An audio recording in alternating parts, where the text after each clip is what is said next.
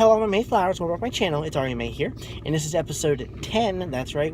I have finally reached 10 episodes of the series. It's awesome. I thank all you guys so much for liking it and keeping it going and wanting to see more episodes. I hope you've enjoyed the last few. Alrighty, I am here with my brother. Hey. He was originally supposed to be in episode 3, but I said to be in that episode. I had to pull it. There were some issues, but They're solved. He's here for episode 10. And glad to have him for an episode. Yep. You guys already know the format for this series. I'm not going to explain it anymore. Alrighty. So, ready for questions? Yep. Alrighty. Sorry, just a little shrunken head in here in the background. It's a new one I call him. But anyways, okay, first question. How did you feel when you first found out I was transgender? Like I said in the previous interview... Well, they don't know what you said, so... Oh, sorry. Well, so this is pretty much all new answers. How I felt when I first found out you were transgender, I was confused a little bit. You know, I didn't know what to think of it. I didn't know who you were. I thought, when I first saw a picture of you, I thought it was a Photoshop, being completely honest. But like I said, I was just confused and didn't know what it was. Yeah, not everybody has somebody transgender in their life, so some people it's a lot hard to take in because it's a completely new change. Alrighty, and next question is... sorry, fix that. Anyways, the next question, how did you find out? Honest truth. When I was going to town with my 2 buddies, your old friends, and a couple of other people and my cousin, we were just going to town one Friday night. It was like June 2014, summer 2014. Yep.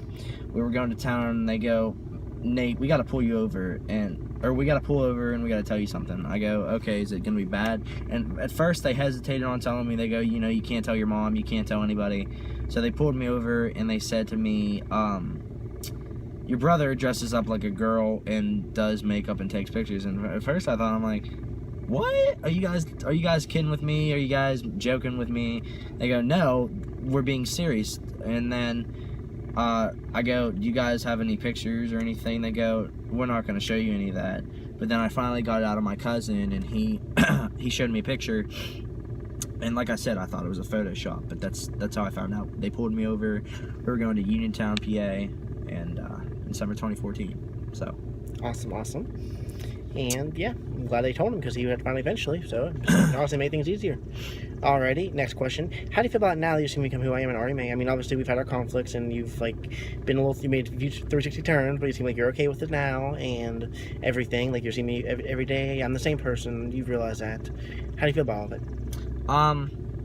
Yeah, like you said, we've had our differences, but you know, family has a bond, and brother and sister, brother and brother, brother and sister, they have a bond that not a lot of people have.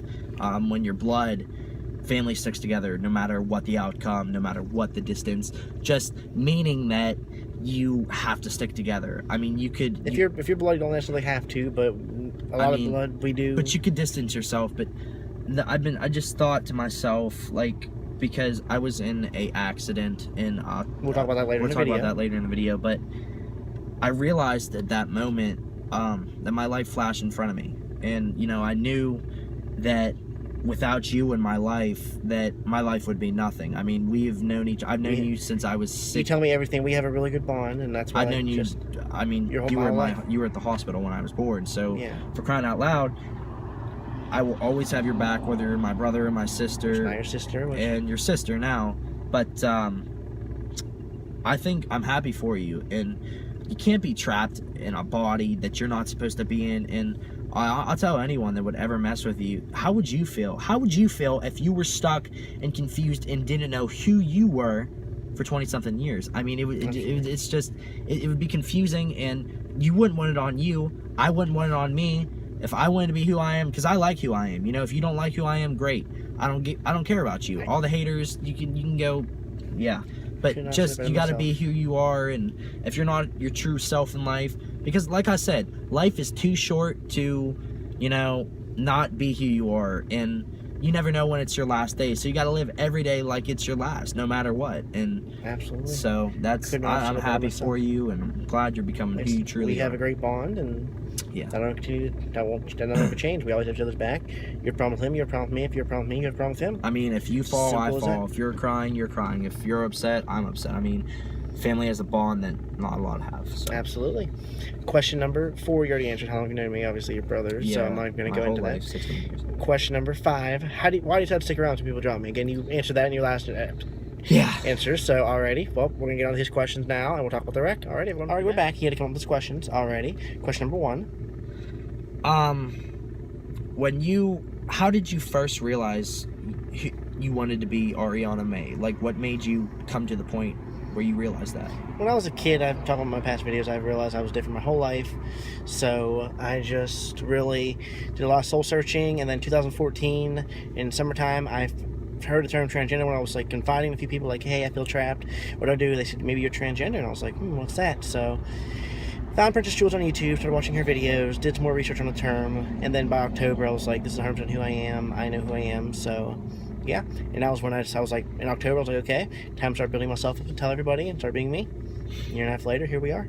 Alrighty, next question. Like, I don't know how to ask this. Like, what was your biggest challenge of coming out, like, when you made the post on Facebook? What was the worries you had? At first, I was afraid, like, everyone's reaction. Like, that was, like, when I first, like, because I typed a post up on my phone a few days before, and then I was like, okay, I'm posting in a few days.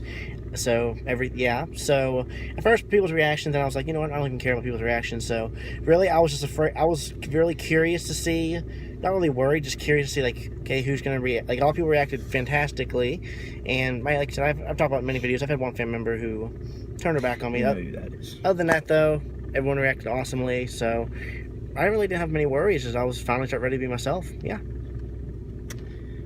So, my next question is, and it's probably going to be my last question. Okay, then we'll talk about the wreck. Obviously, you've told me this, but I don't know if you said it in any of your videos. Do you still like the same stuff? Are you still going to be, like, have the same personality about everything? The only thing that's going to change, this video is going to be up a long time after I start my HRT, because I record these weeks, even months in advance for episodes. Like, I've got back to one episode every 2 weeks. So, yeah, like I said, I eventually going to come back to one episode a month after so many episodes. But this is up after I start my HRT. So, the only thing that's going to change is my mentality. My mentality will change a little bit, but that's not personal. It's my mentality. Like, it's the way I think. And just like stuff I like is not going to change. Personality is not going to change. Sense of humor is not going to change. So no, nothing's going to change. I'm still going to be the same person inside and out. Just my outer matches my inner finally. And yeah. Alrighty, that last question. That was my last question. Okay, alrighty. Well, and we're going to talk about his wreck now. First, I'm going to post some pictures here so you could all see some pictures. So here they are, and we'll be right back.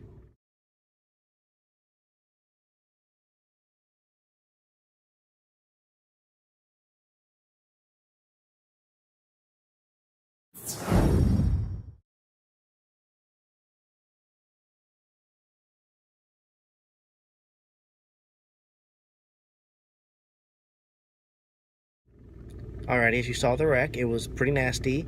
They all honestly should have been dead in that wreck. As you could all see, the car was totaled, the airbags deployed. They honestly should have been dead. Like, I'm not saying it to be mean, like, there was some higher power keeping them alive. He sprained his wrist. He's going to tell you more in detail. I just wanted to get my thoughts out there about it. There was some higher power. I don't believe in God or the devil. I believe there's a higher power. I'll explain my beliefs in some episode, in a video eventually, if I haven't already, after I posted this. But there was something keeping them alive. The way they hit that tree, how fast they were going, the curve they came around was just crazy. They should have been dead, but they all walked out with the worst injury, a broken wrist. So now I'm letting him explain.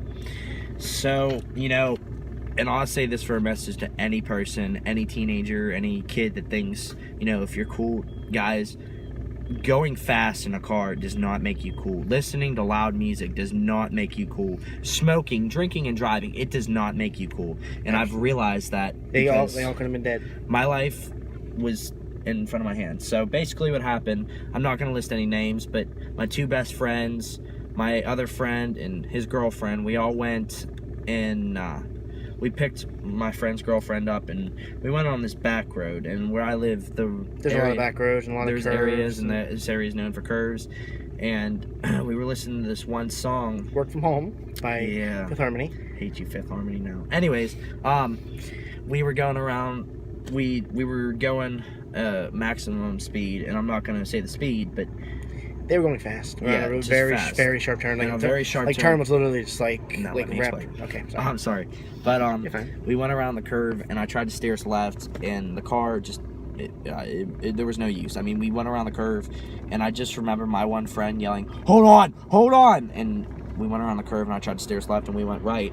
But the thing that stopped us was, there was a little bit of dirt in the ditch we hit, and when we went to hit the tree, we went down in the ditch, and we hit the tree, but there was dirt underneath us that stopped us when we hit the tree, and we hit the tree dead center. And all I remember when we went around the curve was when we hit, the airbags deployed, and I just remember waking up all, basically in shock and thinking, what's happening?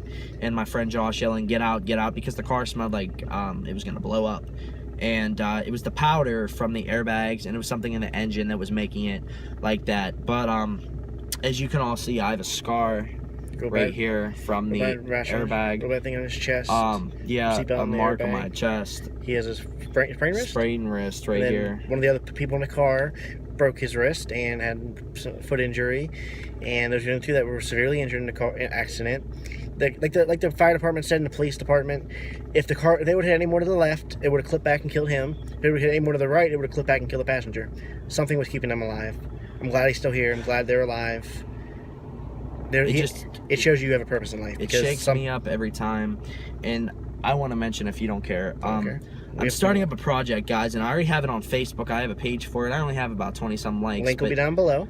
The link's going to be on here. It's called Believe in Help by me, Believe in Help by Nate Lavery. And what it's going to be about, I first started it because I was bullied, and when I was in school and all this, but now I'm gonna start it. It's a help page just to help you guys. If you have any life problems, if you have anything going on, you can message me, and I will give you any advice I can to help you. And I'm gonna try and get some events planned for the future, for future references, like motivational speaking. And Ari May will be a supporter of that. Yeah, just to give you, life can be tough, and Believe in Help by Nate Lavery is I'm gonna try and help you guys out with everything. Awesome. We'll be making more videos together. I hate to get this short, but yeah, we're making tons of more videos together. You'll see them on my page. Alrighty, well, I hope you all enjoyed hearing his story and learning about, and just, yeah, the whole episode. Alright, everybody, well, this has been Ari May and Nate Lavery. Alrighty.